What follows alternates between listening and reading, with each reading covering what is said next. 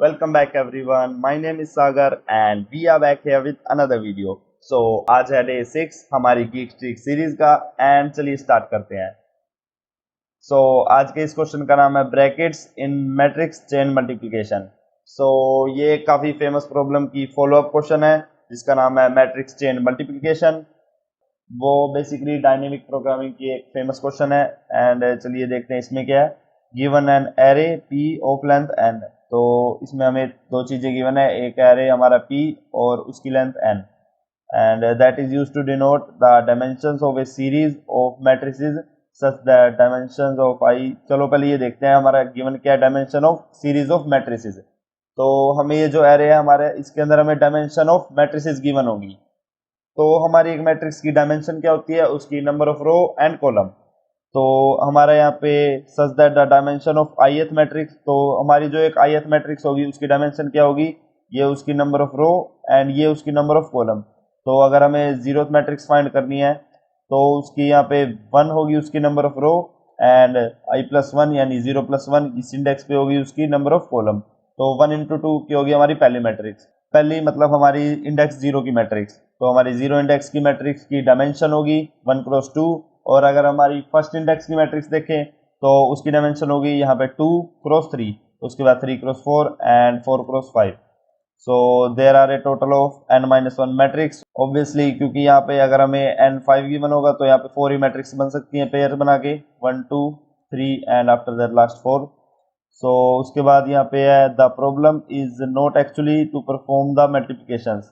कि जैसे हमें कोई 4 मैट्रिक्स गिवन है, सपोज यहाँ पे जैसे A B C D given है, तो हम उसे कैसे भी मल्टीप्लाई कर सकते हैं. हमने यहाँ पे पहले ए बी को मल्टीप्लाई करा, सपोज उसके बाद हमने सी डी को आपस में मल्टीप्लाई करा और उसके बाद हमने इन दोनों को मल्टीप्लाई करा. तो हम कैसे भी ऑर्डर में इनको मल्टीप्लाई करा सकते हैं. यहाँ पे हमने पहले ए बी को करा, फिर उसके बाद सी को उसके साथ मल्टीप्लाई कराया एंड देन आफ्टर डी. तो हमें बेसिकली करना क्या है, हमें इसे कैसे भी ऑर्डर में मल्टीप्लाई करना है जिससे हमारे जो मल्टीप्लिकेशन ऑपरेशन हो वो हमारे मिनिमम होने चाहिए. तो हम सबसे पहले तो ये देख लेते हैं कि हमारी मैट्रिक्स में मल्टीप्लिकेशन होती कैसे है. तो सपोज हमारे पास यहाँ पे पहली मैट्रिक्स गिवन है, यहाँ पे एक मैट्रिक्स गिवन है जिसका साइज है 2 × 3. तो यहाँ पे मैं लेता हूँ 2 × 3 एंड आफ्टर दैट हमारे पास यहाँ पे एक और मैट्रिक्स गिवन है, ये हमारी ए मैट्रिक्स होगी और बी मैट्रिक्स गिवन है जिसका साइज होगा यहाँ पे 3 × 4. तो अब हमें ये कैसे पता कि ये दोनों मैट्रिक्स मल्टीप्लाई हो सकते हैं. सबसे पहले तो मैट्रिक्स की प्रॉपर्टी ये होती है जो इसके नंबर ऑफ कॉलम होंगे वो इसके नंबर ऑफ रो के इक्वल होने चाहिए. तो यहाँ पे जैसे ये 3 है और ये 3 है तो तभी ये दोनों मैट्रिक्स मल्टीप्लाई हो सकती है. ये तो हमें रूल पता ही होगा. तो अब जब ये दोनों मैट्रिक्स मल्टीप्लाई हो जाएंगी तो इनके रिजल्ट में क्या होगा, एक जो मैट्रिक्स आएगी उसके डायमेंशन क्या होंगे, उसके डायमेंशन होंगे 2 जो हमारी पहली मैट्रिक्स है उसके number of rose and second के नंबर ऑफ कॉलम्स. तो यहाँ पे 2 × 4. तो जो रिजल्टेंट मैट्रिक्स होगी उसके डायमेंशन होंगे 2 जो कि ये है पहली मैट्रिक्स के number of rose and second matrix के नंबर ऑफ कॉलम्स. तो 2 × 4. तो चलो ये तो ठीक है, बट हमारी मैट्रिक्स में मल्टीप्लिकेशन यूज कैसे होती है अगर आपको नहीं पता तो मैं जल्दी से बता देता हूँ. तो सपोज जैसे हमारी ये मैट्रिक्स गिवन है 2 1 0 1 और ये हमारी 2 × 2 की मैट्रिक्स और एक और हम 2 × 2 की ले लेते हैं 1 0 1 1. तो अगर हमें इन्हें मल्टीप्लाई कराना है आपस में तो हम मैट्रिक्स की मल्टीप्लिकेशन करते कैसे हैं. अगर हमें फर्स्ट एलिमेंट चाहिए तो 2 × 1, तो यहाँ पे आएगा 2 × 1 2 × 1. तो अब यहाँ पे एक मल्टीप्लिकेशन ऑपरेशन आ चुका है एंड आफ्टर दैट हमने 2 × 1 करा दिया. उसके बाद हम ये वाला 1 लेंगे, देखो हमने उसके बाद ये वाला 1 लेना है और ये वाला 1 लेना है, इन दोनों की मल्टीप्लाई करानी है आपस में. तो आफ्टर दैट 2 × 1 के बाद हमने लेना 1 × 1. ये हमारा होगा पहला एलिमेंट इस रिजल्टेंट मैट्रिक्स का. और अगर उसके बाद हमें अब सेकेंड एलिमेंट चाहिए तो सेकेंड एलिमेंट के लिए क्या करेंगे, हम ये वाला 2 लेंगे और ये वाला 0 लेंगे. तो यहाँ पे लिख देता हूँ मैं ये 2 × 0, उसके बाद प्लस हमारा ये 1 × ये नीचे वाला 1. 1 × 1. तो ये हमारा होगा सेकेंड एलिमेंट. और उसके बाद हमें थर्ड एलिमेंट चाहिए, तो थर्ड एलिमेंट क्या होगा हमारा, ये 0 × ये फर्स्ट वाला 1. तो 0 × 1 प्लस हमारा ये नीचे वाला 0 फर्स्ट मैट्रिक्स में और ये नीचे वाला 1. तो 1 × 1. तो अब यहाँ पे इसमें भी दो ऑपरेशन आ चुके हैं मल्टीप्लिकेशन के एंड आफ्टर दैट हमारा लास्ट एलिमेंट क्या होगा, ये वाला 0 इंटू ये वाला 0, तो 0 इंटू 0 प्लस 1, ये सबसे लास्ट वाला 1 और इधर भी लास्ट वाला 1, तो 1 इंटू 1। ओके, तो अब हम इसमें ये देख रहे हैं, अगर हमारा एक एलिमेंट निकालना है तो हम उसमें दो ऑपरेशन परफॉर्म कर रहे हैं। इसमें पहले एलिमेंट में भी दो, सेकंड में भी दो, थर्ड में भी दो और फोर्थ में भी दो। तो ऐसे यहाँ पे जब हम मैट्रिक्स को आपस में मल्टीप्लाई करा रहे हैं तो हम उसमें कुछ specific number of multiplication operation perform कर रहे हैं, है ना। तो उसके बाद हमें गिवन क्या था क्वेश्चन में, so there are many options to multiply a chain of matrices but matrix multiplication is associative. अब एसोसिएटिव का मतलब क्या होता है, चाहे हम a इंटू बी पहले करें और उसके बाद c इंटू डी करें, या फिर हम कोई भी रैंडम ऑर्डर में हम इसे परफॉर्म करें, तो हमारा रिजल्ट जो होगा वो सेम ही आएगा। बट इसका मतलब ये नहीं होता कि मैट्रिक्स मल्टीप्लिकेशन कम्यूटेटिव होता है। मतलब अगर a इंटू बी हमारा पॉसिबल है तो जरूरी नहीं है कि c इंटू डी भी हमारा पॉसिबल होगा। जैसे ऊपर वाले केस में देखो, यहाँ पे 2 इंटू 3 है और इसकी डायमेंशन है 3 इंटू 4, तो ये हमारे मल्टीप्लाई हो सकता है क्योंकि इसके नंबर ऑफ कॉलम इसके नंबर ऑफ रो के इक्वल है। बट अगर हम रिवर्स करके देखें तो इसका होगा 3 इंटू 4 और इससे हम मल्टीप्लाई करा रहे होंगे 2 इंटू 3 वाली मैट्रिक्स, तो 2 इंटू 3 वाली इससे मल्टीप्लाई हो नहीं सकती क्योंकि इसके नंबर ऑफ कॉलम 4 है और इसके रो है 2।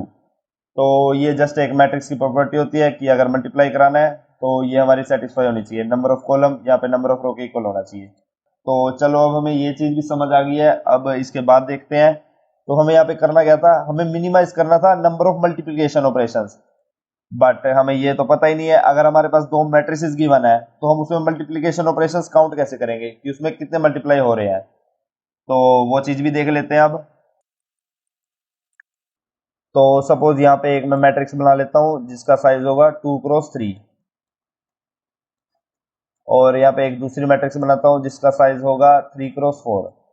तो हमारी रिजल्टेंट मैट्रिक्स में हमारे पास कितने मल्टीप्लिकेशन ऑपरेशंस आएंगे।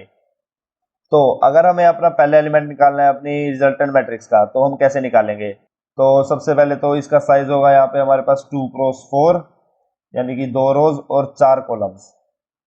तो अगर हमें इसका एक एलिमेंट निकालना है तो हम वो कैसे निकालेंगे, हम इस फर्स्ट वाली मैट्रिक्स की पहली रो लेंगे और उसके सारे एलिमेंट्स ले लेंगे और उन सब एलिमेंट्स की एक एक करके मल्टीप्लाई कराएंगे इसके पहले कॉलम वाले एलिमेंट्स के साथ। तो इसकी पहले रो में टोटल एलिमेंट्स कितने होंगे, ये 2x3 की है तो 2 रो है और 3 कॉलम है, तो इसमें पहली रो में होंगे 3 एलिमेंट्स। और इसके पहले, और ये जो बी मैट्रिक्स है ये है 3x4 की, तो 3x4 की है, तो इसके पहले कॉलम में कितने एलिमेंट्स होंगे 3।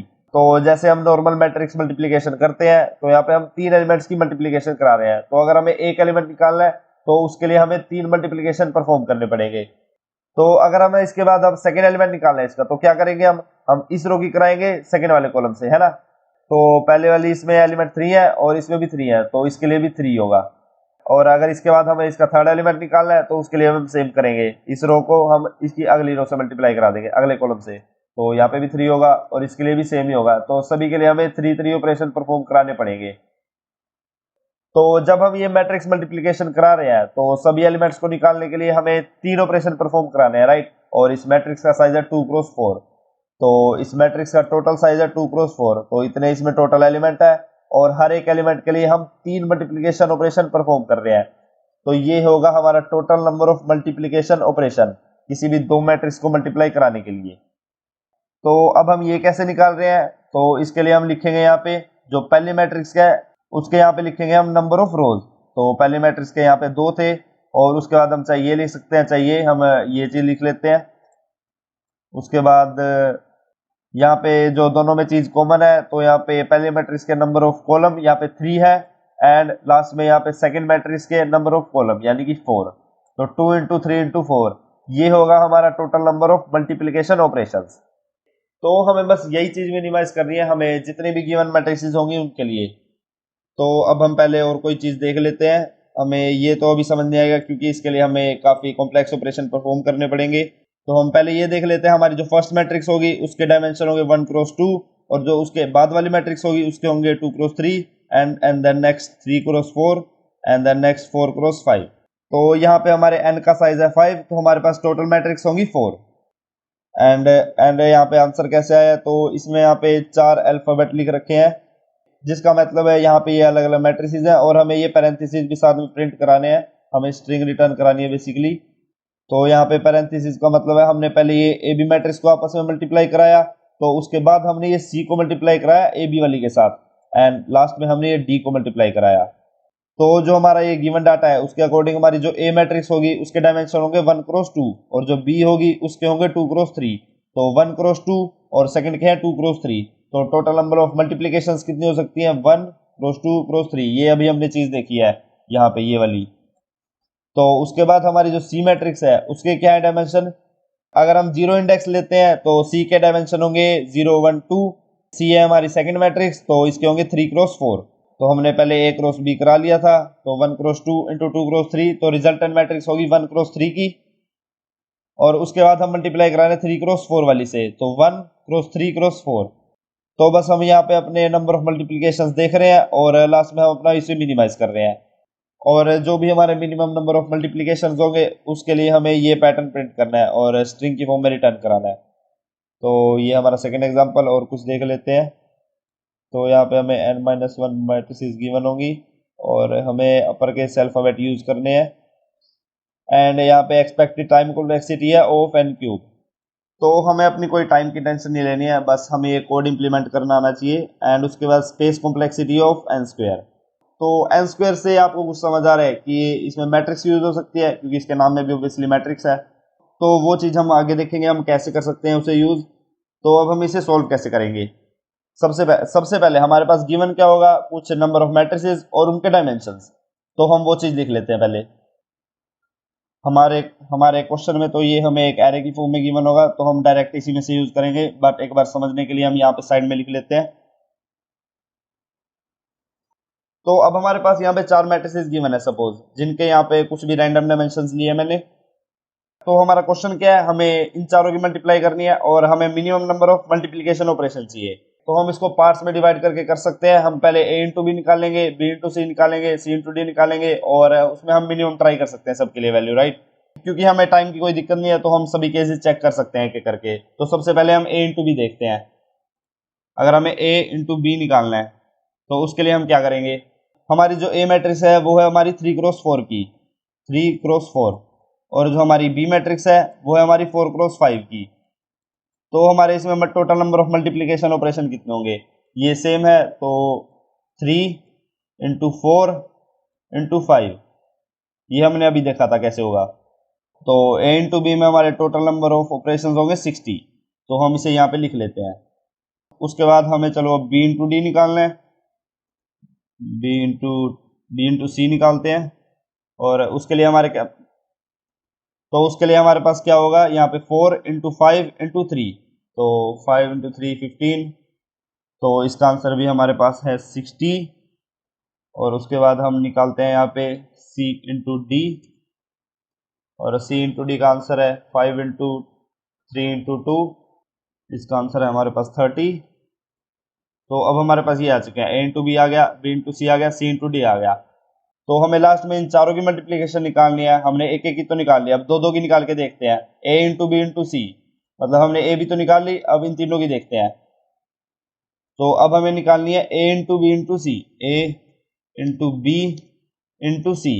तो इसे निकालने का क्या तरीका है, तो a into B into C हम ये कैसे निकाल सकते हैं। अब इसके होंगे दो तरीके। तो अब हम यहाँ पे क्या कर सकते हैं, हम पहले निकाल सकते हैं a और b की आपस में मल्टीप्लिकेशन, और उसके बाद उसकी कर देंगे हम c के साथ। और दूसरा तरीका क्या हो सकता है, पहले हम b और c की निकाल दे साथ में, b और c की निकाल दी और उसके बाद हम उसमें मल्टीप्लाई करें a।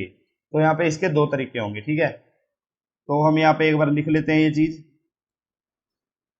तो अब हमारे पास ये दो तरीके हैं, पहले हम ए बी की मल्टीप्लाई कराएं उसके बाद सी की कराएं। तो हमें ए बी की मल्टीप्लाई करा दिया है, ये तो हम ऑलरेडी कर चुके हैं। ए इंटू बी की हमारी वैल्यू क्या है 60। तो हम यहाँ पे ए बी की मल्टीप्लिकेशन ऑलरेडी कर चुके हैं, और ये हमें कैसे पता लगेगा, तो यहाँ पे हम कंसेप्ट यूज करेंगे डायनामिक प्रोग्रामिंग का। तो हम करेंगे क्या, हम जैसे ए बी की मल्टीप्लाई कराई, सपोज ए का इंडेक्स हम ले लेते हैं 1 और बी का ले लेते हैं 2।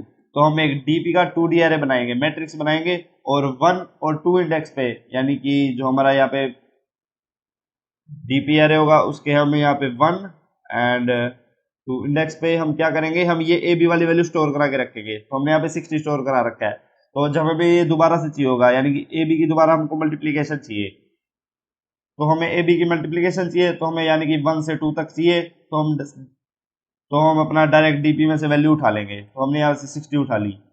तो इसे ऐसे लिखने से अच्छा मैं यहाँ पे एक डीपी का एरे बना लेता हूँ। तो सपोज यहाँ पे मैं इंडेक्सिंग 1 से ले लेता हूँ। ए का इंडेक्स होगा 1, बी का 2, सी का 3 एंड डी का 4। तो ए से बी मतलब 1 से 2, तो 1 से 2 हमारे पास क्या है 60, यहाँ पे लिख देता हूँ 60। और बी से सी यानी कि 2 से 3, 2 से 3 भी हमारे पास 60 है। यहाँ पर 2 से 3 है हमारे पास 60। एंड आफ्टर दैट हमारे पास है सी से डी यानी कि 3 से 4।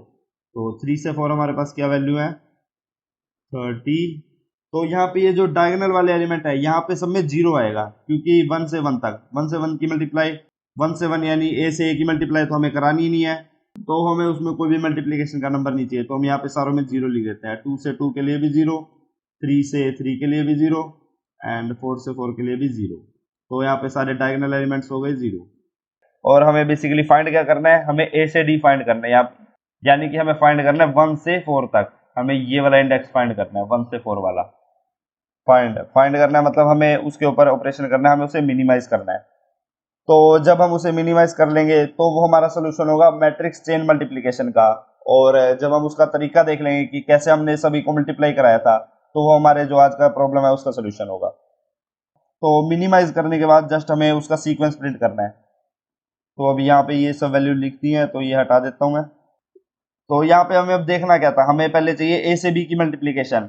ए से बी में वैल्यू क्या है, यानी कि 1 से 2, 1 से 2 हमारे पास है 60 वैल्यू। तो हम यहाँ पे लिख लेते हैं ए से बी के लिए हमारी वैल्यू आ रही थी 60। जब हमने ए और बी को मल्टीप्लाई कराया तो total number of multiplication operation है 60। और उसके बाद हमें क्या करना है, उसके बाद हमें ये वाले चाहिए सी टू सी। सी टू सी कितने ऑपरेशन है, हमें उसका तो मल्टीप्लाई कराना ही नहीं। सी टू सी यहाँ पे 3 से 3 वो है 0। उसके बाद हमें अब करना क्या है, हमें उसके बाद करना है, हमें इस ए बी की मल्टीप्लाई करानी है सी से। तो हम इस ए बी की मल्टीप्लाई सी से कैसे कराएंगे, ए बी से जब मल्टीप्लाई हो जाएगी तो उसकी रिजल्टेंट मैट्रिक्स में क्या होगा, उसमें उसमें डायमेंशन क्या होंगे 3 इंटू 5 वाले। ए बी की मल्टीप्लाई हो जाएगी तो 3 इंटू 5 होंगे डायमेंशन। और उसके बाद हमें सी से मल्टीप्लाई कराना है, तो 3 इंटू 5 वो हमने 5 इंटू 3 से मल्टीप्लाई कराना है। तो यहाँ पे एक बार लिख लेता हूँ मैं। तो ये 3 इंटू 5 हो गए हमारे ए बी को मल्टीप्लाई करने के बाद, और ये 5 इंटू 3 है हमारे सी के। तो जब इन दोनों को मल्टीप्लाई कराएंगे तब हमारे टोटल नंबर ऑफ मल्टीप्लीकेशंस कितनी आएंगी, तो वो आएंगी 3 इंटू 5 इंटू 3। ये 3 आया हमारा यहाँ पे first number of row, and ये 5 नंबर ऑफ कॉलम, और ये लास्ट 3 नंबर ऑफ कॉलम। तो अब जो यहाँ से वैल्यू आएगी वो आएगी हमारी इसके लिए, पहले हम ए बी की मल्टीप्लाई करा रहे हैं एंड देन हम सी की करा रहे हैं। तो यहाँ से हमारा आंसर क्या आ रहा है, तो इसका आंसर आ रहा है 105। तो यहाँ पे हम लिख लेते हैं 105। एंड उसके बाद हमें निकालना है ए इंटू बी इंटू सी। तो पहले एक बार इरेज कर लेता हूँ। तो हमें क्या निकालना है, पहले बी इंटू सी निकालना है। और बी इंटू सी की वैल्यू क्या है, बी इंटू सी मतलब 2 से 3 तक, 2 से 3 तक उसकी वैल्यू भी 60 है। तो एक बार यहाँ पे हम लिख लेते हैं ए से ए तक। तो यहाँ पे आप ये ना सोचो कि यहाँ पे सिंगल ए है तो हम यहाँ पे कुछ नहीं लिखेंगे, यहाँ पे हम 0 लिखेंगे, क्योंकि हमें ये नहीं पता कि उससे पहले कितने आएंगे। इस एग्जांपल में तो हमें दिख रहा है यहाँ पे सिर्फ ए है, पर अगर कोई बड़ा एग्जांपल होगा तो हमें उससे पहले का पता नहीं है। इस ब्रैकेट से हमें पहले का पता नहीं है कितने एलिमेंट आएंगे, कितने मैट्रिसेस आएंगे। तो चाहे वो सिंगल मैट्रिक्स हो हम उसके लिए भी वैल्यू लिखेंगे, चाहे वो 0 ही क्यों ना हो। तो ए से ए तक हमारी 0 वैल्यू आएगी, और बी से सी तक, बी से सी तक कितनी वैल्यू थी, 2 से 3 तक है हमारी 60। और 60 के बाद हमें अब इन दोनों की मल्टीप्लाई करानी है। ये हो गया बी से सी के लिए, ये हो गया ए के लिए। इनकी मल्टीप्लाई कराएंगे तो टोटल ऑपरेशन आएंगे 3 इंटू 4 इंटू 3।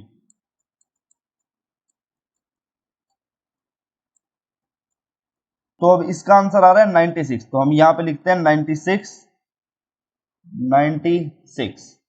तो हमें यहाँ पे पता क्या लग रहा है, हमारे क्वेश्चन में हमें मिनिमाइज करना है मल्टीप्लीकेशन। तो इन दोनों में से मिनिमम वैल्यू किसकी आ रही है, इस वाले की, जिसमें हम ए को अलग रख रहे हैं और पहले बी सी को मल्टीप्लाई करा रहे हैं। तो सबसे पहले तो हम यहाँ पे मिनिमम वैल्यू लिख लेंगे ए से सी के लिए, यानी कि 1 से 3 के लिए हमने मिनिमम वैल्यू लिख ली 96। और अब हमारा यहाँ पे मेन काम आएगा, क्योंकि हमें यहाँ पे पाथ फाइंड करना है। पाथ मतलब हमें यहाँ पे ऑर्डर फाइंड करना है, हम कैसे इनको मल्टीप्लाई करा रहे हैं। तो जब हमारे पास ऑप्शन है कि या तो हम ऐसे कर सकते हैं या ऐसे कर सकते हैं, हम अपना मिनिमम आंसर के लिए पाथ स्टोर करा लेंगे। और स्टोर कैसे कराएंगे, उसके लिए भी हम मैट्रिक्स का यूज कर सकते हैं। तो अब हमें पाथ स्टोर कराना है, उसका मतलब क्या है, यानी कि हमें ये ए बी सी गिवन है, हमें इसके लिए ये पता करना है कि हम किसकी पहले मल्टीप्लाई करा रहे हैं, किसकी बाद में कर रहे हैं। तो हम स्टोर कैसे कराएंगे, यहाँ पे हमने देखा, यहाँ पे पहले हमें एक अलग लिया, तो यहाँ पे हम इसको ऐसे लिख के देखते हैं। यहाँ पर हमने पहले ए को अलग लिया और यहाँ पे हमने लिया बी सी को, और इसके ऊपर वाले में हमने क्या करा था, हमने पहले ए बी लिया था और उसके बाद अलग से लिया था सी को। तो इसका मतलब है हमने पहले यहाँ पे एक एलिमेंट लिया था, उसके बाद दो लिए थे, और यहाँ पे पहले दो लिए थे फिर उसके बाद एक लिया था, मतलब उसके बाद हमने कितने मर्जी लिए, पर हम पहले वाला नंबर देखेंगे। यहाँ पे हमने एक लिया है, यहाँ पे हमने दो लिए हैं, और उसके बाद हम अगर बड़ा केस होगा तो हम 3 4 जितने भी हमारे पॉसिबल होंगे हम सब देखेंगे। तो अब हमारा यहाँ पे मिनिमम आंसर किसके लिए आ रहा है, इस ए बी सी के लिए, मतलब जब हमने ए अलग लिया है तो हमने एक लिया जब, तो इसका मतलब जब हमने एक से पार्टीशन किया है, जब हमने एक से पार्टीशन किया है तब हमारा एबीसी के लिए मिनिमम आंसर आ रहा है। तो हम ये भी स्टोर करा लेंगे। इसके लिए चलो एक अलग से मैट्रिक्स बना लेता हूं मैं। तो अब हम देख किसके लिए रहे थे, यहाँ पे हम 1 से 3 के लिए देख रहे थे, तो 1 से 3 तक यहाँ पे आएगा। और हमारा मिनिमम आंसर किसके लिए आ रहा है, जब हम एक से डिवाइड कर रहे थे, यानी कि एक अलग ले रहे थे और उसके आगे जितने मर्जी लें, तो हम एक अलग ले रहे हैं 1 से 3 के लिए, तो हम यहाँ पे 1 रख देंगे।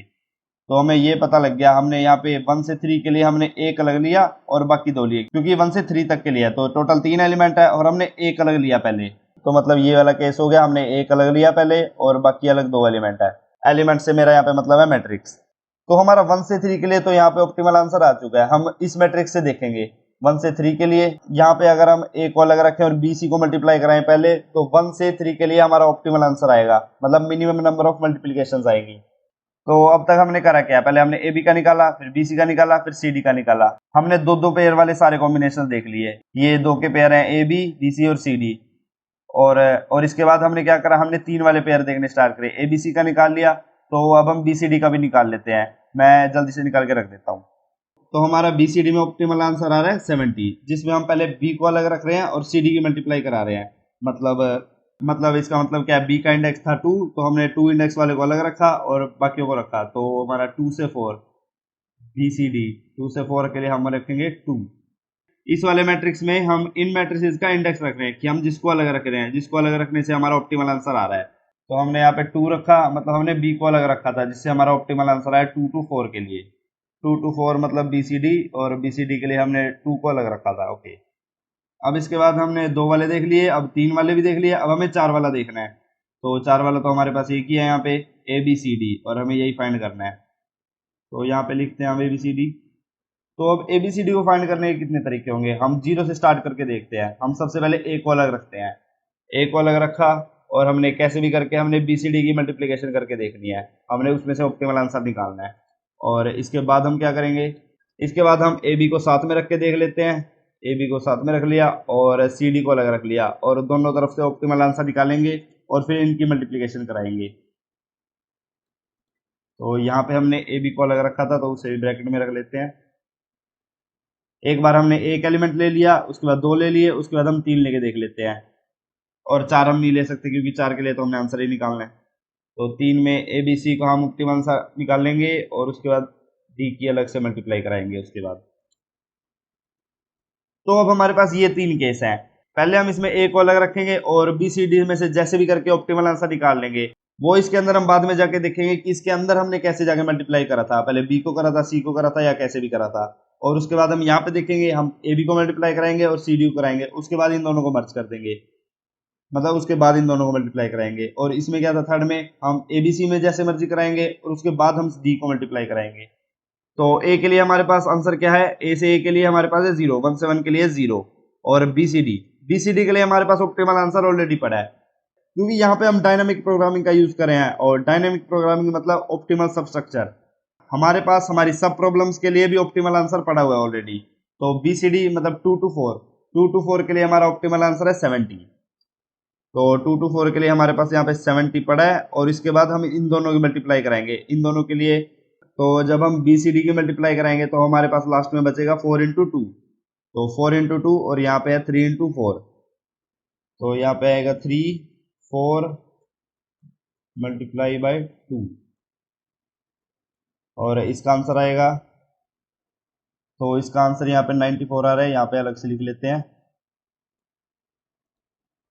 94, और बाकी के लिए भी जल्दी से आंसर लिख लेता हूँ मैं। तो अब हम यहाँ पे तीनों का मिनिमम आंसर लेना था, और मिनिमम आंसर आ रहा है इसके लिए 94, जब हमने ए को अलग रखा और बीसीडी को अलग से मल्टीप्लाई कराया। अब इसके अंदर हमने बीसीडी को कैसे कराया था वो देखने के लिए हम यूज करेंगे इस मैट्रिक्स का। तो पहले हम ये लिख लेते हैं, हमने इसके लिए ए को अलग रखा था, तो हमने 1 को अलग रखा था, 1 से 4 में देख रहे हैं हम, 1 से 4 में हमने 1 को अलग रखा, और तब हमारा ऑप्टिमल आंसर आ रहा है 94। तो यहाँ पे भी मैं लिख लेता हूँ 94, तो 94 हमारा मिनिमम आंसर आ रहा है, ये हमें इस मैट्रिक्स से पता लग गया, ये वाली से। और अब हमें ये पता है कि हमने 1 को अलग रखा था और बाकी दोनों को अलग रखा था। यहाँ पे हम देख सकते हैं 1 मतलब ए को अलग रखा था, तो पहले ये सब मिटा देता हूँ मैं। तो अभी करंटली हमें नहीं पता हमने कैसे रखा है चारों को, तो हम अलग अलग रख देते हैं।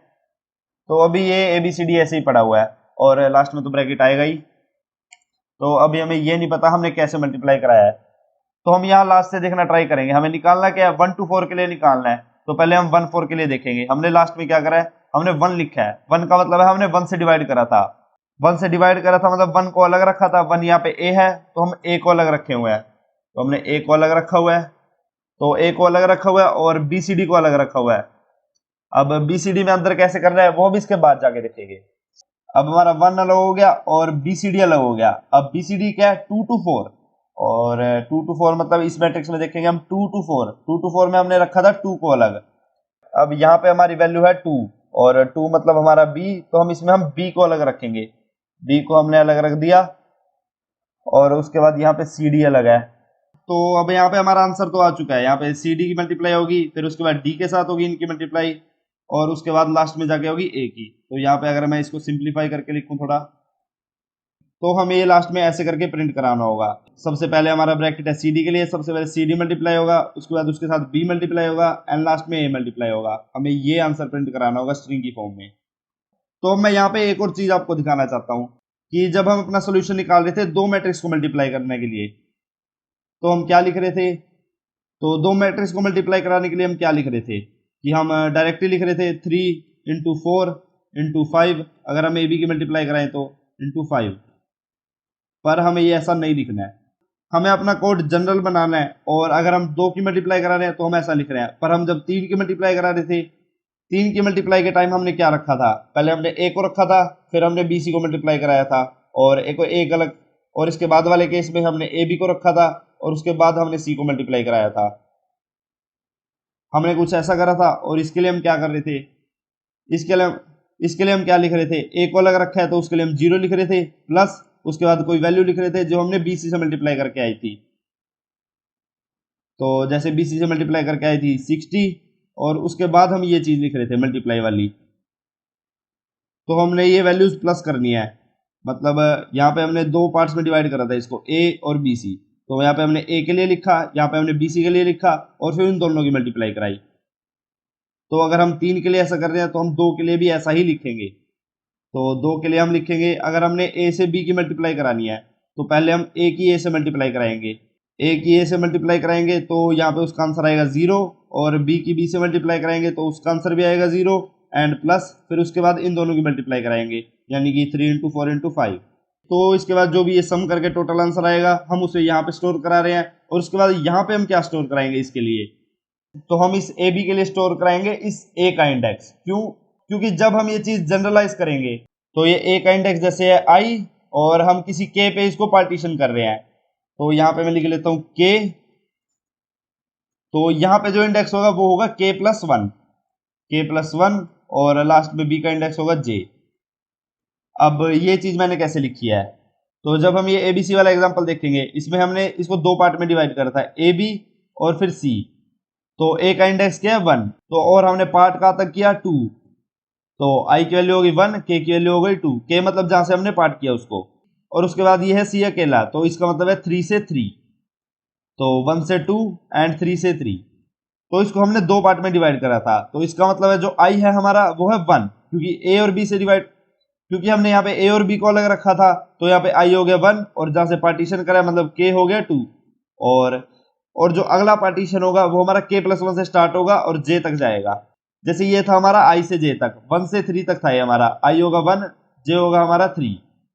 तो हम i से j तक चेक कर रहे हैं और हमने किसी k पे उसका पार्टीशन कर दिया है, या तो हम यहाँ पे करेंगे या फिर हम यहाँ पे कर लेंगे। तो सपोज जैसे हमने इस केस में यहाँ पे किया था, हमने a से b तक पार्टीशन कर दिया, तो 1 से 2 तक पार्टीशन कर दिया, तो हम k+1 से 3 तक हम सेकंड पार्ट लिखेंगे। तो हम चीज क्या देख रहे थे, इस ए बी वाली। तो जब भी हम पार्टीशन कर रहे हैं हम इस k की वैल्यू स्टोर करा रहे हैं। तो जो ये हमारा मैट्रिक्स है इसमें हम k की वैल्यू स्टोर करा रहे हैं।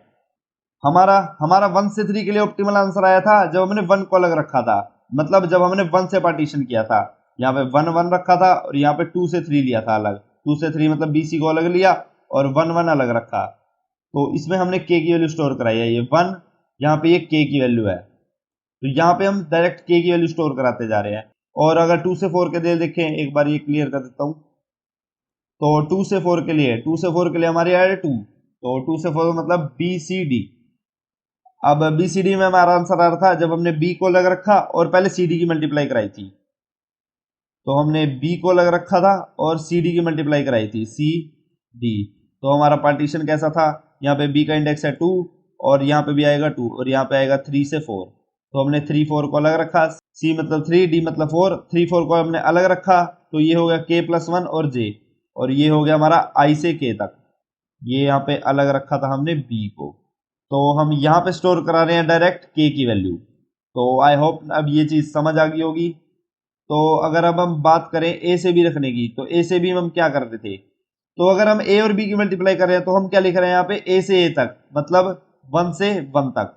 तो हमारा i1 हो गया और k भी 1 हो गया, तो यहाँ पे k+1 यानी कि 2 से 2 तक। तो जब हम दो नंबर की मल्टीप्लाई करा रहे हैं तब भी तो हमने यहाँ पे कुछ k वैल्यू स्टोर करानी होगी, तो यहाँ पे वो होगी 1। तो 1 से 2 तक, 1 से 2 तक इसके लिए भी वैल्यू स्टोर होगी 1, और जब 2 से 3 तक कराएंगे तो उसके लिए वैल्यू स्टोर होगी 2। और जब हम 3 से 4 के लिए निकालेंगे, C से D के लिए निकालेंगे, तो फिर यहाँ पे हम यही सेम चीज लिखेंगे, यहाँ पे लिखेंगे 3 3 और यहाँ पे लिखेंगे 4 से 4, मतलब ये सिर्फ हम C के लिए देख रहे हैं और ये D के लिए देख रहे हैं। तो इन दोनों की वैल्यू तो 0 आएगी यहाँ से, और बाकी हम मल्टीप्लाई करके आगे मल्टीप्लीकेशन निकाल लेंगे। C से D के लिए लिखेंगे हम यहाँ पे 3, क्योंकि वो है C का इंडेक्स, तो यहाँ पे लिखेंगे हम 3 एंड दैट्स इट। बस अब हमें यहाँ पे अपना पैटर्न प्रिंट करना है। हमें ये पता लग गया हमने अपनी इस डीपी में काम कैसे करना है। पहले हमने सारे 2 वाले पेयर देखने हैं, फिर हमने 3 वाले देखने हैं और फिर हमने 4 वाले देखने हैं, और हमने मिनिमम आंसर स्टोर कराते जाना है ना। तो ये चीज तो हम अपने फॉर लूप से करेंगे, ठीक है। हम पहले सारे 2 वाले पेयर देखेंगे, फिर हम 3 वाले पेयर देखेंगे, फिर हम 4 वाले पेयर देखेंगे, और हम मिनिमम आंसर स्टोर कराते जाएंगे डीपी में। और जैसे ही हमारा कोई भी मिनिमम आंसर आ रहा है, जैसे इसमें हमने a को अलग रखा था, bc को अलग रखा था, इसमें हमारा मिनिमम आंसर आ रहा है, हमने k की वैल्यू स्टोर कराई थी, तो हम साथ साथ इसमें वैल्यू स्टोर कराते जाएंगे इस वाले मैट्रिक्स में। तो हम इस मैट्रिक्स में साथ साथ अपने पार्टीशन की वैल्यू स्टोर कराते जा रहे हैं कि हमने किसको पहले मल्टीप्लाई कराया, किसको बाद में कराया। तो हमें लास्ट में जो अपनी स्ट्रिंग प्रिंट करनी है वो हम इसका यूज करके करेंगे, और वो कैसे करेंगे अब चलो वो देखते हैं। तो जैसा कि अभी हम देख भी चुके थे, हमने यहाँ पे सबको अलग अलग लिखा था, A B C and D। तो सबसे पहले यहाँ पे हम 1 से 4 के लिए देखना है, तो हम अपना 1 से 4 के लिए एक रिकर्सिव फंक्शन कॉल करेंगे। हम यहाँ पे रिकर्सिव फंक्शन बनाएंगे, ठीक है। ये हमारा ऊपर आंसर भी लिखा हुआ था, ये रहा, ये अपना आंसर था। तो हम एक रिकर्सिव फंक्शन बनाएंगे, ठीक है, और हम 1 से 4 के लिए अपना रिकर्सिव फंक्शन कॉल कर देंगे। तो 1 से 4 के लिए हम इस एरे में चेक करेंगे। अब हमने रिकर्सिव फंक्शन क्यों बनाया वो भी मैं आपको बताऊंगा अभी। यहाँ पे हम अपना कोई फंक्शन लिखेंगे, 1 से 4 के लिए कॉल करेंगे उसको, क्योंकि हमको आंसर में यही चाहिए लास्ट में, A से D तक हमको सबके पेयर बनाने हैं, A से D तक की हमको वैल्यू चाहिए थी। तो हमने 1 से 4 के लिए रिकर्सिव फंक्शन कॉल करा अपना। तो जब हमने 1 से 4 के लिए कॉल करा तो इसका मतलब क्या था, हम यहाँ पे आए, हमने 1 से 4 के लिए वैल्यू चेक करी, 1 से 4 के लिए हमारी वैल्यू आ रही है 1, मतलब हमने 1 से 4 के लिए 1 पे पार्टीशन किया था। तो इसके आगे हमारा फंक्शन 2 पार्ट में डिवाइड हो जाएगा। एक हमारी स्टार्टिंग से यहाँ तक की वैल्यू हमारी i से, ये हमारा i होगा, ये हमारा j होगा। i की वैल्यू है इधर 3, j की वैल्यू है हमारी 4। तो i से यहाँ तक डिवाइड कर देंगे। सपोज यहाँ पे 1 ना होता 2 होता, तो हम 1 से 2 के लिए करते और 2 से 4 के लिए करते, हमारे 2 पार्ट में डिवाइड करना है अब। तो हमारा एक साइड चला जाएगा 1 से जो यहाँ पे हमारी मैट्रिक्स में वैल्यू है, मैट्रिक्स में हमारी जो भी वैल्यू है, और हमारा दूसरी साइड चला जाएगा हमारा फंक्शन जो मैट्रिक्स में वैल्यू है +1, क्योंकि यहाँ पे हमने 1 से डिवाइड करा है, तो हम 2 से 4 के लिए आगे देखेंगे, ठीक है। तो यहाँ पे हमने ए को अलग रखा था और हम बी सी डी के लिए देखेंगे तो बी होगा हमारा ए प्लस वन एंड हमारा लास्ट इंडेक्स था 4, तो ये वाली वैल्यू होगी। और यहाँ पे मैट्रिक्स की वैल्यू है 1, यहाँ पे 1 से 4 के लिए मैट्रिक्स में 1 वैल्यू है। तो अब हमारा ये फंक्शन हो गया दो पार्ट में डिवाइड, ठीक है। तो इसके बाद हम पहले ये वाली साइड देखते हैं, इसमें हमें 1 से मैट्रिक्स तक, 1 से 1 तक मतलब, और 1 से 1 तक का मतलब क्या है, हम ए की मल्टीप्लाई ए से ही करा रहे हैं, तो इसका तो कोई मतलब ही नहीं है, और इस एरे में भी उसकी वैल्यू 0 होगी। तो यही हमारा बेस केस बन जाएगा। अब जब हमारे फंक्शन में आई और जे की वैल्यू इक्वल हो जाएगी तब हम क्या करेंगे, जब हमारा ए से ए के लिए मल्टीप्लाई करनी है तो हमको मल्टीप्लाई तो नहीं करके दिखानी ना, हमको पैटर्न प्रिंट करना है, तो हम क्या करेंगे, हम प्रिंट कर लेंगे। अब प्रिंट करने से मतलब है हम अपनी स्ट्रिंग में वैल्यू ऐड करेंगे। तो इस फंक्शन के लिए हम जब आगे आए तो हमने यहाँ पे ए वैल्यू ऐड कर दी। अब ये हमारी फर्स्ट वैल्यू है, ठीक है। और इसके बाद हम राइट साइड वाले फंक्शन में आएंगे और इसमें हमारी मैट्रिक्स प्लस 1 से 4 तक, तो मतलब बी सी डी। तो इसमें अपने वैल्यू देखनी है 2 से 4 के लिए, 2 से 4, 2 से 4 के लिए है 2, मतलब अब हमने इसमें पार्टीशन करना है दो पार्ट में। तो यहाँ पे लिखते हैं, इसमें भी अब हमने दो पार्ट में पार्टीशन करना है। तो मैट्रिक्स प्लस 1, तो ये हमारी होगी F matrix plus 1, matrix plus 1 की वैल्यू थी 2, तो 2 से जाएंगे हम 2 से 4 के लिए, यहाँ पे वैल्यू है 2, तो 2 से 2 तक ही जाएंगे हम। और उसके बाद दूसरी साइड का फंक्शन होगा उसमें हम प्लस 1 करेंगे, तो 3 से हमारी लास्ट वैल्यू क्या है यहाँ पे 4, तो 3 से जे तक, 3 से 4 तक। तो ये फंक्शन भी दो पार्ट में डिवाइड हो चुका है। और यहाँ पे हमारा अब दोबारा से बेस केस हिट हो गया, यहाँ पे आई और जे की वैल्यू सेम है, तो हम यहाँ पे भी अपना एक कैरेक्टर प्रिंट कर देंगे जो होगा बी। तो अब इस फंक्शन की बारी है, और इस फंक्शन का मतलब है 3 से 4 के लिए वैल्यू देखनी है। 3 से 4 के लिए हमारी वैल्यू है 3, तो हम 3 से पार्टीशन कर रहे हैं मतलब, तो 3 से पार्टीशन कर रहे हैं मतलब एफ ऑफ हमारे आई वैल्यू और जो हमारी इस मैट्रिक्स में वैल्यू है 3 से 3 तक, और हमारी सेकंड होगा हमारा मैट्रिक्स में जो वैल्यू है प्लस 1, तो 3 + 1 4 और जे 4। तो अब तो ये दोनों ही बेस केस हिट हो गए, तो इसकी वैल्यू हो जाएगी सी, इसकी वैल्यू हो जाएगी डी। चलो ये चीज तो अब हम स्ट्रिंग में प्रिंट करा देंगे, बट हम ब्रैकेट का क्या करें। तो हम यहाँ पे एक चीज ये देख सकते हैं, जब हमारा फंक्शन दो पार्ट में डिवाइड हो रहा है, वो कैपेबल है दो पार्ट में डिवाइड होने के, तो हमको एक ब्रैकेट ऐड करना पड़ेगा। तो जब हमारा फंक्शन दो पार्ट में डिवाइड हो रहा है तब हम एक ब्रैकेट यूज करेंगे, और उस फंक्शन के एंड में हम एक क्लोजिंग ब्रैकेट लगा देंगे। तो जब ये देख रहे हैं हम यहाँ पे ये फंक्शन दो पार्ट में डिवाइड हो रहा है, तो इसके बाद हम इस फंक्शन में जाने से पहले एक ओपनिंग ब्रैकेट लगा देंगे, ओके। और इस फंक्शन के बाद हम एक क्लोजिंग ब्रैकेट लगाएंगे। तो सबसे पहले तो इस 1 से 4 के लिए हमने एक ओपनिंग लगा दिया, और सबसे एंड में हमने एक क्लोजिंग लगा दिया, ठीक है। और फिर हम इस वाले फंक्शन में आए, इस वाले में हम 1 से 1 तक के लिए थे, तो ये कोई भी पार्ट में डिवाइड नहीं हो रहा, तो हम ना ही ओपनिंग लगाएंगे ना ही क्लोजिंग लगाएंगे, हम सिर्फ एक कैरेक्टर प्रिंट कर देंगे और अपना काम चलते बनेंगे। तो इसके बाद हम इस साइड में आए, यहाँ पे हो रहा है हम 2 से 4 के लिए आ रहे हैं, तो ये दो पार्ट में डिवाइड हो रहा है, तो हम एक ब्रैकेट लगाएंगे ओपनिंग। और फिर हम देख रहे हैं इस साइड के लिए, ये 2 से 2 के लिए है, ये डिवाइड नहीं हो रहा, तो नो ब्रैकेट। और फिर हम देख रहे हैं यहाँ पे ये 3 से 4 है, 3 से 4 है, तो अब ये दो पार्ट में डिवाइड हो रहा है, तो हम क्या करेंगे, अब ओपनिंग ब्रैकेट लगाएंगे। यहाँ तक हमारी स्ट्रिंग हो चुकी थी, तो हमने एक ओपनिंग ब्रैकेट लगा दिया अब यहाँ पे। और उसके बाद 3 से 3 है, तो ये डिवाइड नहीं हो रहा, तो हम सीधा अपना करेक्टर लिखेंगे। उसके बाद 4 से 4 है, ये भी डिवाइड नहीं हो रहा, तो हम अपना करेक्टर लिखेंगे। और जब हम अपने एक फंक्शन से बाहर आ रहे हैं तो हम एक क्लोजिंग ब्रैकेट लगाएंगे। तो इसके बाद हम यहाँ पे आएंगे, रिकर्सिव फंक्शन खत्म होएगा तो हम एक क्लोजिंग ब्रैकेट लगाएंगे। इसके बाद हम यहाँ पे आएंगे, यहाँ पे आगे इसके बाद एक और क्लोजिंग ब्रैकेट लगाएंगे, और उसके बाद यहाँ पे आएंगे तो ये वाला क्लोजिंग ब्रैकेट लास्ट में लगेगा, बड़े वाला। यहाँ पे ये आएगा आंसर, ये ऐसे प्रिंट हो जाएगा। तो ये होगा हमारा आंसर। तो जब हम अपने रिकर्सिव फंक्शन के अंदर जा रहे हैं, जब वो डिवाइड हो रहा है, तो जब वो डिवाइड हो रहा है तो हम एक ओपनिंग लगाएंगे, और खत्म होने के बाद हम एक क्लोजिंग भी लगा देंगे। और अगर वो फंक्शन डिवाइड नहीं हो रहा तो हम रिकर्सिव फंक्शन कॉल करने से पहले चेक करेंगे। अगर वो डिवाइड नहीं हो रहा तो हम सिर्फ एक कैरेक्टर प्रिंट कराएंगे और खत्म कर देंगे अपना रिकर्सिव फंक्शन। और अगर वो डिवाइड हो रहा है तो हम ओपनिंग लगाएंगे, रिकर्सिव फंक्शन कॉल करेंगे, उसके बाद क्लोजिंग लगाएंगे। तो मैं इसको एक बार साइड में लिख लेता हूं यहाँ पे। तो हमारा फंक्शन काम कैसे करेगा, ये एफ फंक्शन है, इसके अंदर आई आएगा, जे आएगा, है ना। और हम सबसे पहले एक कंडीशन लिखेंगे चेक करने के लिए। यहाँ पे हम चेक करेंगे ये डिवाइड हो रहा है या नहीं। अगर हमारा डिवाइड नहीं हो रहा तो हमारी जो आंसर वाली स्ट्रिंग होगी उसमें हम करेक्टर ऐड करा देंगे। कैरेक्टर हमने ऐड करा दिया, और उसके बाद हम रिटर्न कर देंगे, मतलब इसके बाद हम कुछ नहीं करेंगे। और इस इफ कंडीशन के बाद, मतलब ये जो हमारा फंक्शन है ये दो पार्ट में डिवाइड हो सकता है, हम कोई कंडीशन लिखेंगे जिससे हम चेक करेंगे। तो अगर ये डिवाइड हो सकता है तो हम क्या करेंगे, सबसे पहले हम एक ओपनिंग ब्रेसेस लगाएंगे अपनी स्ट्रिंग के अंदर, जो आंसर वाली स्ट्रिंग है उसके अंदर हम क्या करेंगे, एक ओपनिंग ब्रेसेस लगाएंगे, ठीक है। उसके बाद हम अपना रिकर्सिव फंक्शन कॉल करेंगे आई से, और हमारा सेकंड वैल्यू क्या होगी, जो हमारी मैट्रिक्स में वैल्यू है, और इसके बाद हम दूसरी वैल्यू कॉल करेंगे, दूसरा फंक्शन कॉल करेंगे ये वाला मैट्रिक्स प्लस 1 से, और हमारी जे वैल्यू आएगी यहाँ पे। तो ऐसा होगा हमारा प्रिंट करने के लिए फंक्शन। और हाँ, इसके लास्ट में हम आंसर में ये भी ऐड करा देंगे, क्लोजिंग वाला, ठीक है। तो ये वाला फंक्शन होगा हमारा पैटर्न प्रिंट करने के लिए, और जो ये वाली मैट्रिक्स है ये हम बनाएंगे अपनी मिनिमम वैल्यू लेने के लिए।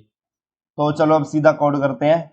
तो सबसे पहले हमने करना क्या, हम एक मैट्रिक्स बनाते हैं जो हमारी मिनिमम वैल्यू स्टोर कराएगी, ये होगा n क्रॉस n की। एक हम दूसरी मैट्रिक्स भी बनाएंगे जो हमारा स्टोर करेगी ये चीज,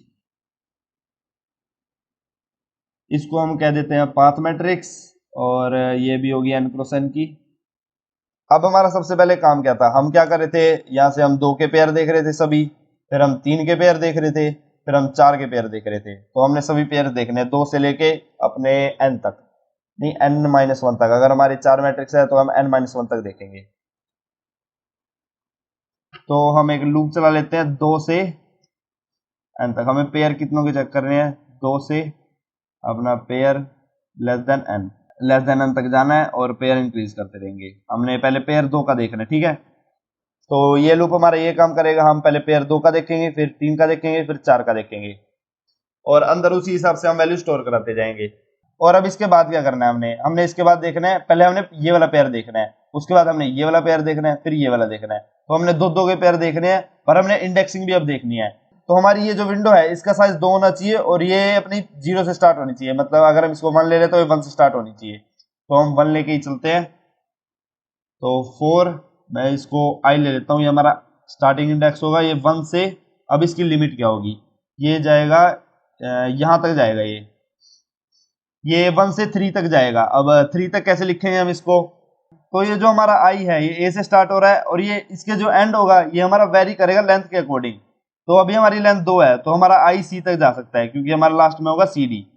पर अगर हमारी लेंथ 3 है तो हमारा आई जा सकता है सिर्फ बी तक, क्योंकि लास्ट में लेंथ होगी 3, और हम चेक करेंगे लास्ट में बी सी डी। तो ये जो हमारा आई है ये पेयर के अकॉर्डिंग चलेगा, है ना। तो ये चलेगा कब तक, तो यहाँ पे हमारे पेयर की वैल्यू 2 थी, और ये 3 तक जा रहा है।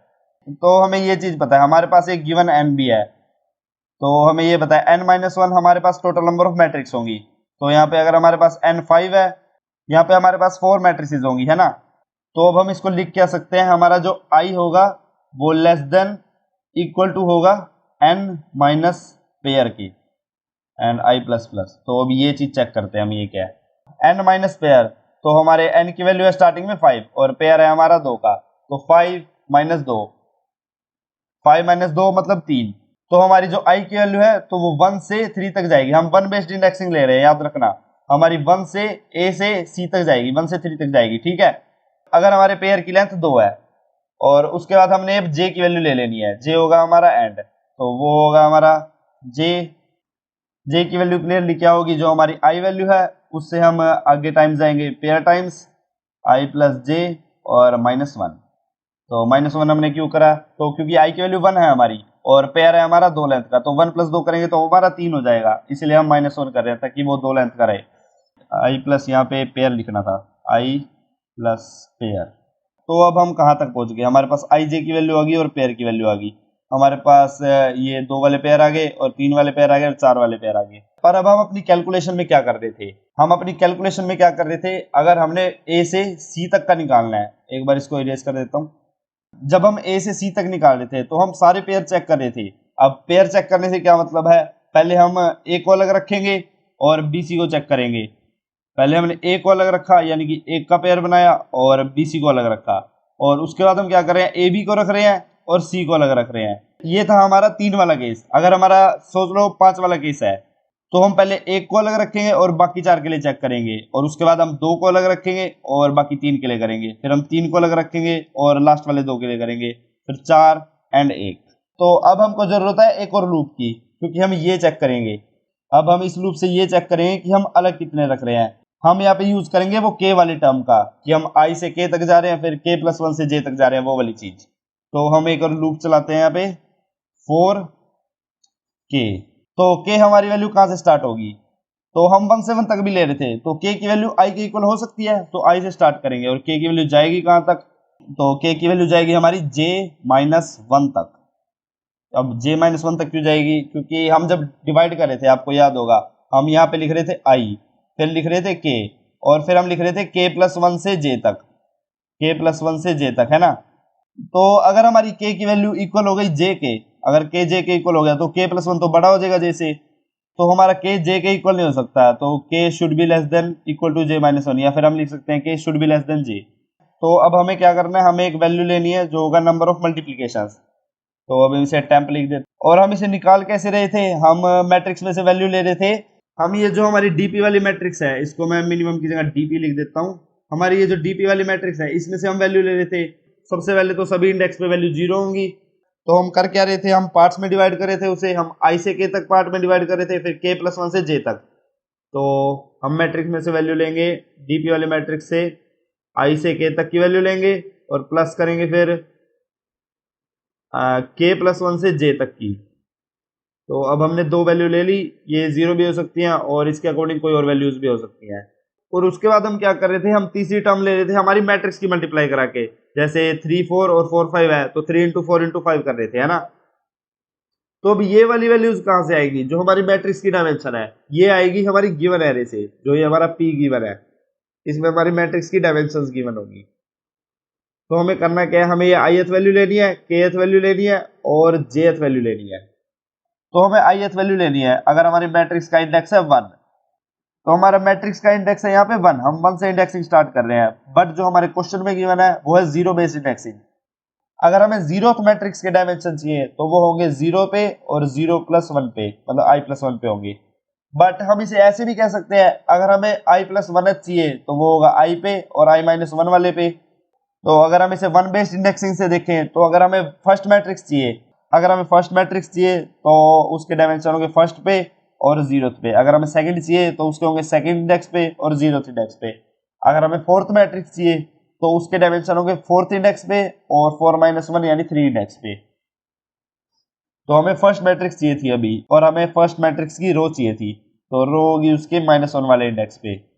तो अभी हमारा मैट्रिक्स नंबर कौन सा चल रहा है, अभी हमारा मैट्रिक्स का नंबर है 1, तो हम P में से लेंगे i-1। i में हमारा चल रहा है मैट्रिक्स का नंबर, और -1 इसलिए किया क्योंकि हमको रो चाहिए, ये वाली रो चाहिए, और हमारा मैट्रिक्स का इंडेक्स है 1। तो हम इसके बाद मल्टीप्लाई कराएंगे, हमें सेकंड एलिमेंट चाहिए था, और सेकंड एलिमेंट हमारा आएगा k से, तो P ऑफ k, और थर्ड क्या था हमारा j वाला, तो P ऑफ j। तो इन तीनों को करने से हमारा मल्टीप्लिकेशन आ जाएगी। और इसके बाद हमें क्या चेक करना है, अगर हमारा ये जो टेम्प है, ये हमारी लेस वैल्यू है, जो हमारी डीपी में ऑलरेडी वैल्यू स्टोर है i से j के लिए, i से j के लिए जो हमारी वैल्यू स्टोर है उससे छोटी है ये टेम्प वैल्यू, तो हम क्या करेंगे, अपडेट कर देंगे। डीपी में स्टोर हो गई ये टेम्प वैल्यू, और इसके साथ साथ हम क्या कर रहे थे, हमारा जो पाथ वाला है, इसमें भी हम वैल्यू स्टोर करा रहे थे, इसमें हम k स्टोर करा रहे थे। तो path of i and j equals to k। But हमें अभी ये चीज देखनी है कि ये जो हमारा डीपीआर है, इसमें इनिशियली सबकी वैल्यू 0 है, और अगर हम मल्टीप्लिकेशन का काउंट चेक कर रहे हैं, तो वो 0 से छोटा नहीं हो सकता। तो हमें इसमें बेसिकली करना क्या है, हम अपनी डीपी की वैल्यू काउंट करने से पहले हम उसमें मैक्सिमम वैल्यू फिल कर देंगे, इन्फिनिटी। तो हम इस के में आने से पहले डीपी के आई जे वाले इंडेक्स पे लार्जेस्ट वैल्यू फिल कर देंगे, मैथ डॉट इंटीजर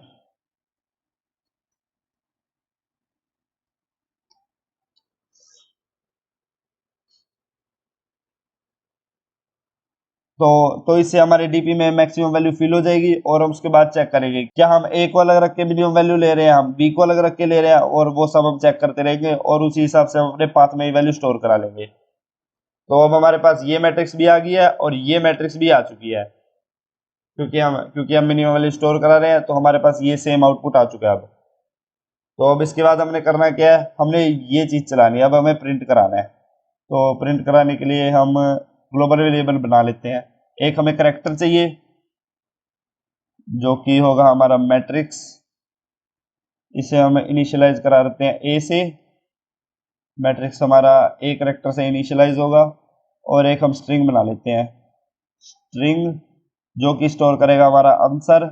तो ये जो हमारा आंसर है वो हम एम्प्टी से इनिशियलाइज करा लेते हैं।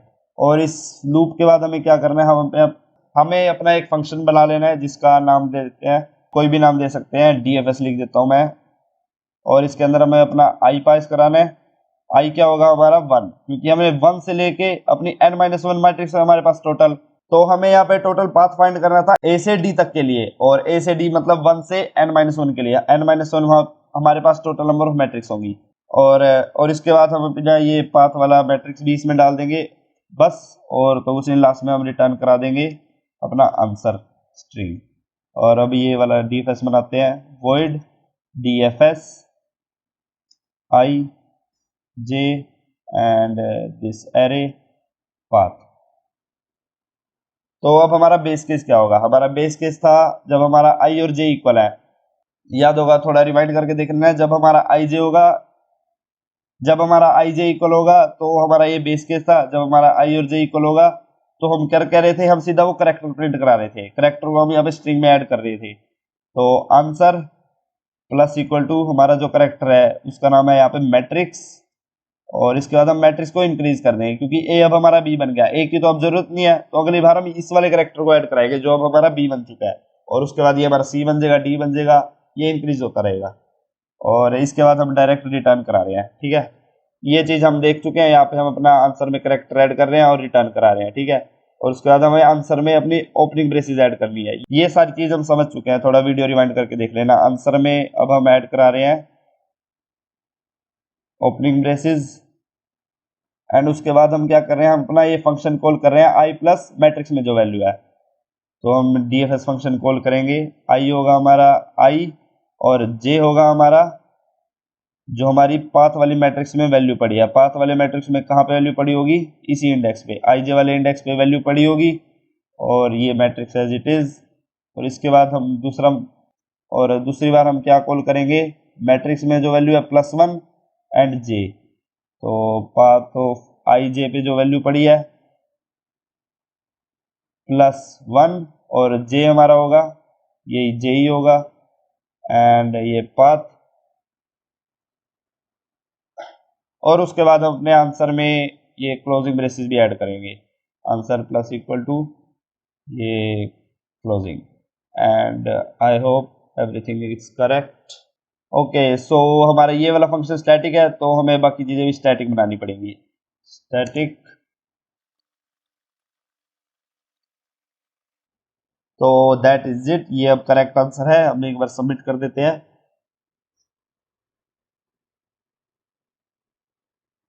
अब इसकी स्पेस और टाइम कॉम्प्लेक्सिटी की बात कर लेते हैं। यहाँ पे हम of N square space use करते हैं, 2 बार यूज कर रहे हैं, बट ओवरऑल हम एन स्क्वायर ही लिखेंगे इसे। और यहाँ पे हमारी टाइम कॉम्प्लेक्सिटी कितनी हो रही है, यहाँ पे एक्सपेक्टेड थी n³। यहाँ पे पेयर का साइज वेरी कर रहा है n के अकॉर्डिंग, तो ये ले रहा है टाइम n, और ये भी हमारा n के अकॉर्डिंग चल रहा है, और ये भी हमारा n के अकॉर्डिंग चल रहा है। तो हम 3 लूप चला रहे हैं, तो हमारी वर्स्ट केस में टाइम कॉम्प्लेक्सिटी होगी n³। तो जो हमारे एक्सपेक्टेड टाइम और स्पेस कॉम्प्लेक्सिटी है उसी के अकॉर्डिंग हम काम कर रहे हैं। So that is it for today everyone. If this video is helpful, go hit the like button and also subscribe to our channel. And अगर ये क्वेश्चन समझ आया तो लाइक जरूर करना, and thank you for watching.